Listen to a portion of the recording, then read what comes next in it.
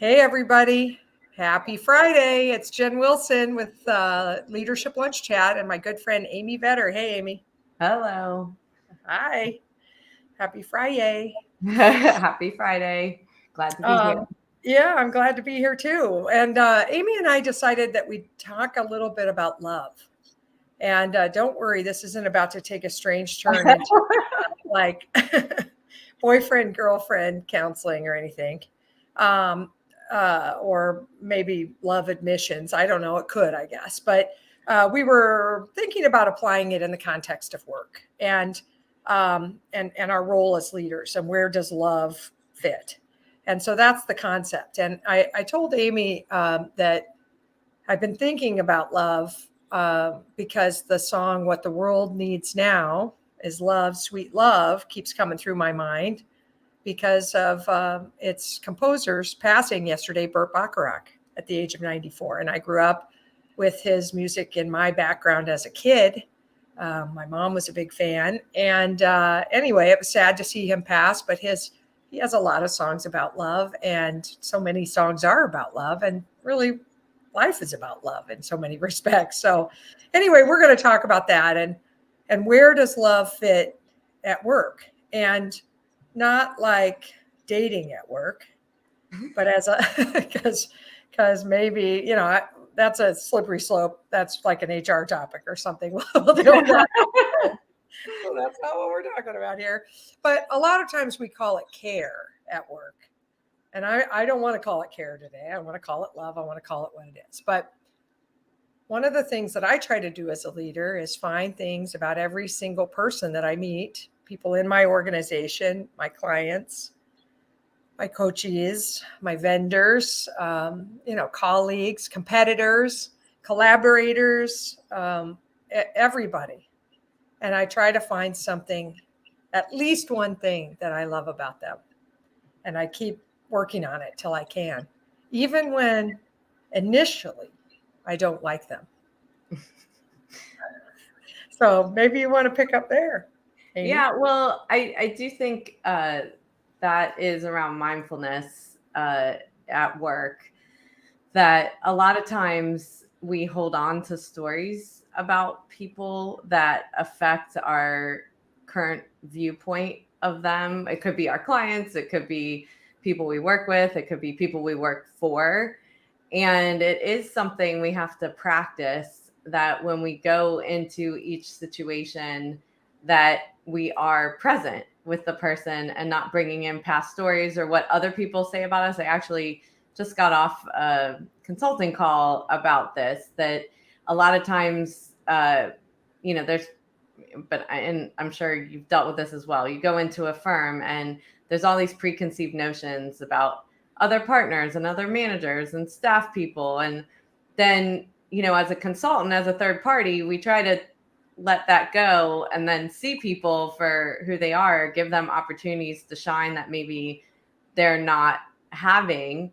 And what you see is something completely different than maybe what you were told about the person. And so, this last conversation, there's just over and over talking about how this person is not a leader, not a manager, and shouldn't be with people. And I've seen over and over again, they're doing a good job leading people.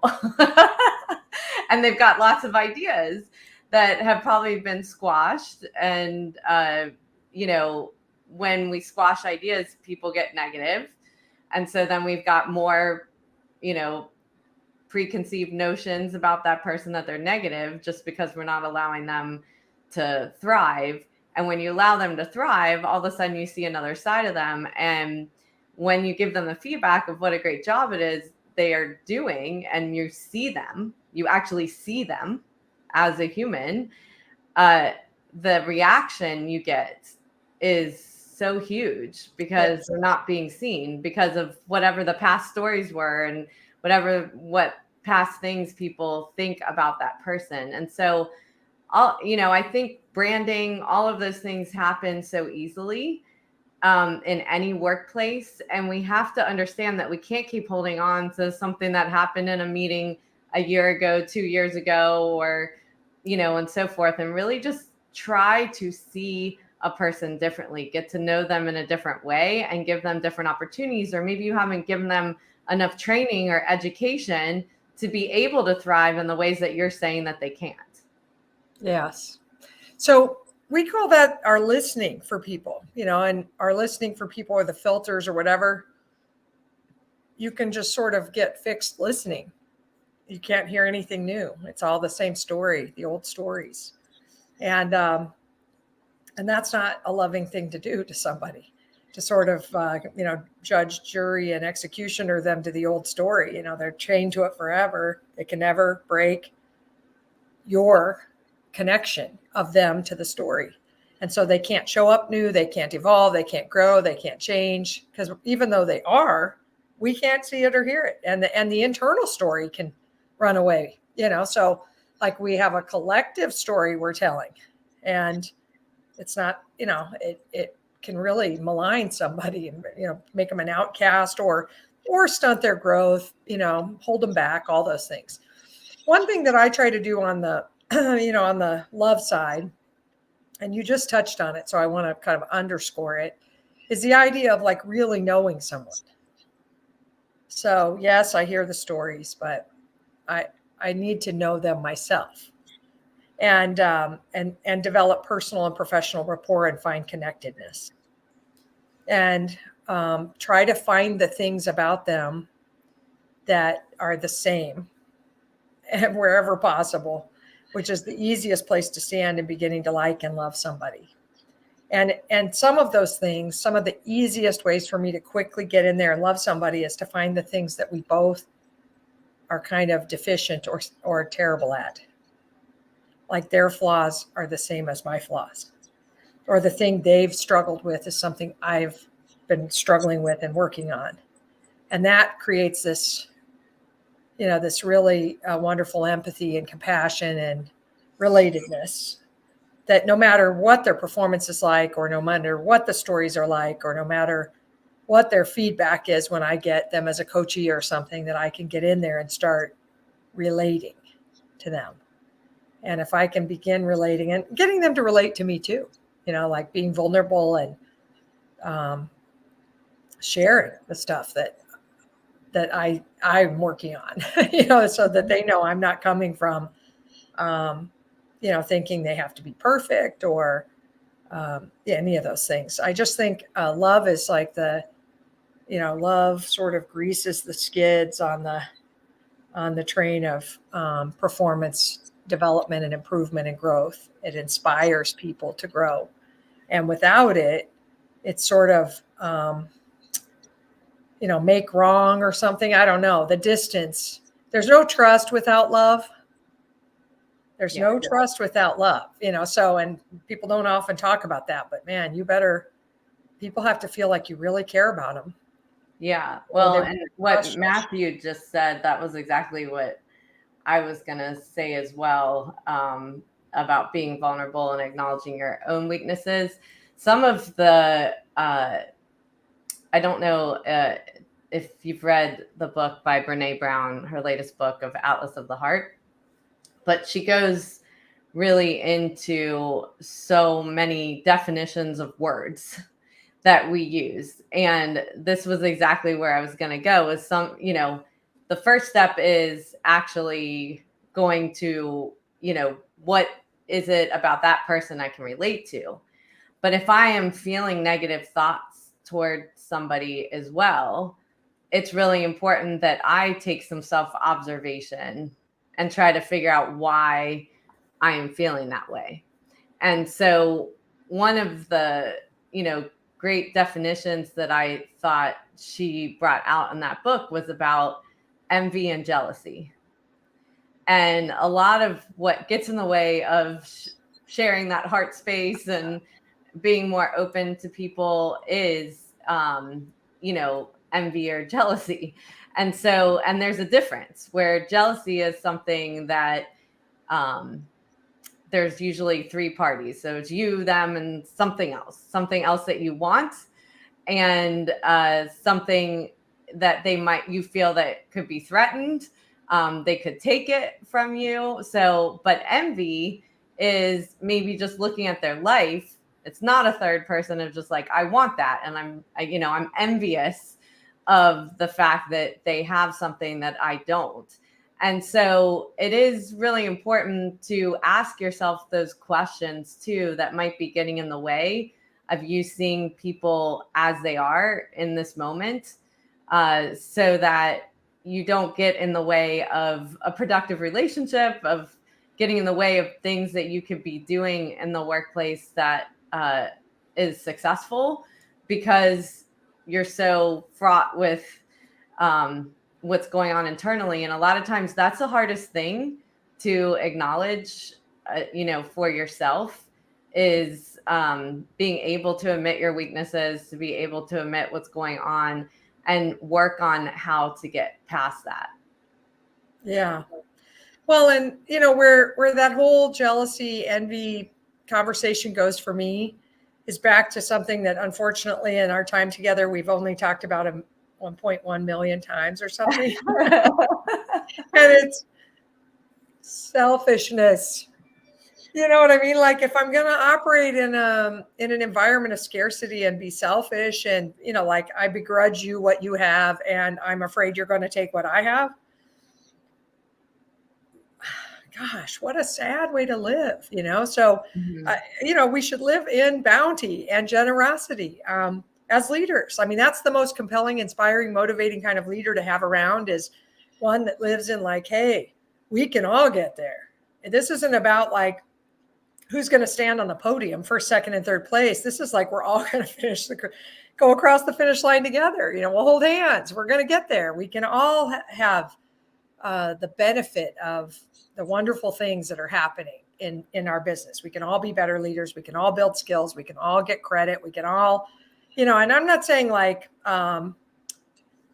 inauthentically have everybody feel like a winner or something, but there's just no reason to operate in this. Like, I don't think there's enough good to go around, so I'm going to hoard it or tear you down for some reason because I begrudge you what you have. I just think that's such a sad way of operating.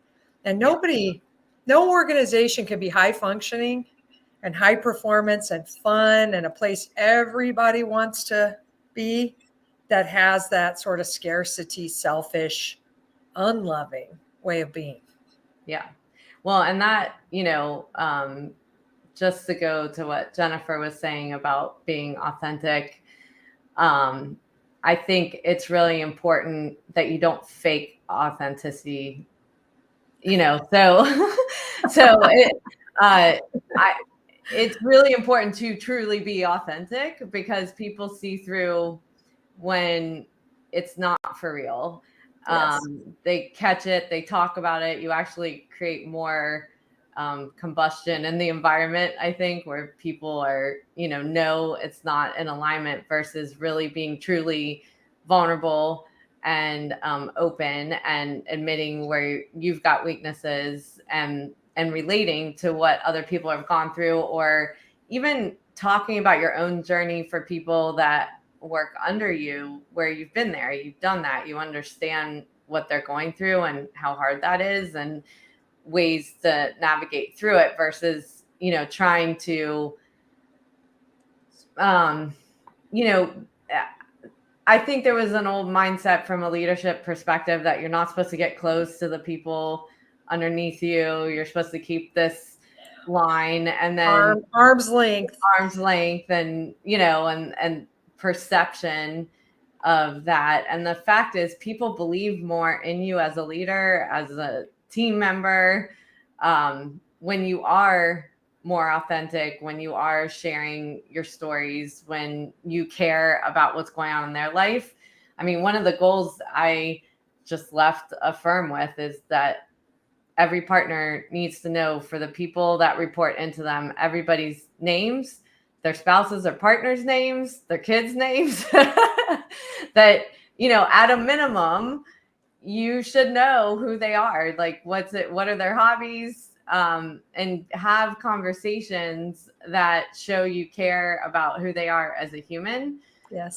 Versus all work time, or not taking that time to do it. And we get so busy to just keep up with the deadlines and the work, that we don't take the time to really get to know everyone that works with us. And that's just as important as the work. I agree. And in fact, I think it's more important. And I would rather spend my check-in time with my team members talking about what's going on in their lives and how they're feeling and what they're thinking about or worrying over or, hoping for, than talking about our transactional work. And they probably wish that I would talk more about our transactional work. Because they want to not, they want to knock stuff off their list a little bit. So they're like, all right, I like talking to you and all, but let's get to editing this document together. Come on over into Teams. But I mean, I just think that's more important. At the end of the day, it helps you figure out the right sort of pathway to help them get to, and the sort of assignments that would be best for them. And if you don't really know them, there is an inauthenticity or a fakiness, a transactional and way of being, where the delegation is transactional. It's like, well, this is your job, so I'm giving you this stuff, versus I know what you really love working on, or I know what you're struggling with right now. And so I'm going to tailor what I give you, based on me knowing you and what's going on in your life and where you really want to head, and giving people the space to just be so super real. I tell people all the time, you want to know if your people are like, I'm going to be here a year or two more, and then I'm moving on, because when I grow up, I want to be a firefighter or something. Well, that's real and it happens. I'd much rather know and help the person become a firefighter. And, later, who knows, they might put a fire out near me, but I'd rather know that and plan for it than like have this super fakey place where they don't feel like they could be true to themselves with me, and that I won't love them anymore if they tell me that they're not, like I'm so selfish that I can't hear that they're not going to be part of my picture forever. It's Right. impractical that people are going to be part of your picture forever. That's like sometimes it happens. I have been lucky enough to have some of my colleagues with me almost forever, but it doesn't always work that way. And so anyway, that's another place, is just to let people tell their truth and love them anyway. Mm-hmm. Yeah, for sure. And I would say that peace and parting is really important as well, because I think it's, I can remember stories myself of like working really hard and, my supervisor being so angry with me for leaving, that you leave on bad terms. And that isn't the way, there should be respect for the contribution that you make. And so it's really important that you understand what someone's journey is and appreciate the work that they have given to the company and to contribute to the growth of that company. Because at the end of the day, like, it's a quilt. Everybody contributes their pieces, whether they're with you forever or not, that get you to the stages that you're at. And as hard as it is to replace someone, to leave with not in love, it's just as hard, right? I think it hurts everybody. Yeah. Everybody sees that. It hurts you as the leader because you're busy being mad or sad or upset or, again, selfish. You're busy being selfish. Yeah. And everyone else is watching that. And then the poor person leaving is like, geez, I felt like I did so well here, but, real life is calling me out there and I've got to go, whatever that is. And I feel sorry for people who leave us because they hardly leave. We love them so much. We're like, well, you just tell us, and you can taper down. And so they taper down for like 2 years. You know what I mean? And they're like, I mean to quit, but I'm not quitting yet. And they're busy trying to do their other thing, but they're still in there. And we're like, we love that you're continuing to give and you can keep doing that. And they just have such a hard time, like really finishing. And it's because they love us and we love them back. And we include them. We're not like, okay, don't invite them to the meeting now that they're 10 hours a week. We don't diminish them. We don't demean them. Like, come on, we love you, man. And so anyway, it just makes such a difference. And I think the rest of the team sees that and they don't have fear of sharing their plans, their life plans. Yeah, And of yeah, course, we want their life plans to be on our team. So yeah. I'm not trying to discourage my people from staying, but what I really want is them to be happy and healthy. And I want them to be like on their way to what they think the universe is calling them to do, not what I'm making them feel obligated to do. Yeah, yeah, exactly. Yeah. Yeah. Awesome. Yes. I I love this conversation, and I love you, Amy, better. love you, Jen. I do, man. And Caroline, I love you too. You're in the background there, but and I love all of our listeners and participants. And thank you so much for all these cool additions today in the chat. Super great. I think that there's a major place for love and leadership, and we don't talk about it enough. We make it mean something else and kind of taboo and anti-HR or something, and it isn't. It's the epitome of being selfless and putting people first and trying to figure out how continuously to invest in them. So think about what are you doing with love and leadership. And we'll be here next week. So we're excited for that. We're getting a little continuity now in our leadership lunch chat. So we'll be here next Friday at noon Eastern. So please join us. And if you have any topic ideas, feel free to share them. Thanks, everybody, and have a great Valentine's before we see you next week. Thanks all. You have a great weekend.